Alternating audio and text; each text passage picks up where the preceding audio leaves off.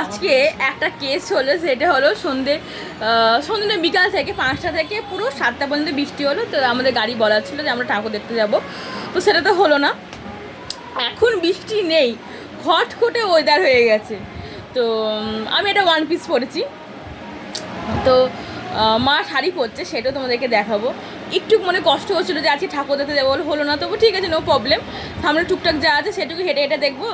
আর কালকে যাবো ঠাকুর দেখতে, দেখা যাক কালকে যেন বৃষ্টিটা না হয়। এখন আমরা রেডি হয়ে গেছি, 8:30 বাজে। আর মা রেডি হচ্ছে, তোমাদেরকে দেখাবো মা কী পরেছে। আমি একটা সিম্পল ওয়ান পিস পরেছি, খুব একটা বেশি মেকআপ নিইনি, একটু মেকআপ নিয়েছি। আর কারা কারা কোথায় ঘুরতে যাচ্ছে অবশ্যই বলো। আমার তো পুজোটা দারুণ কাটছে, শুধু আজকে বৃষ্টিটা না হলে আরও ভালো যেত। আজকে একটু গরমটা কম। আর ওদিকে বড্ড মাইক বাজছে আমাদের প্যান্ডেলে, তো বেশি কথা বলতে পারবো না, নাহলে আবার কপিরাইট চলে আসবে গানে। চলো দেখাই তাহলে আমার মাকে, ঠিক আছে?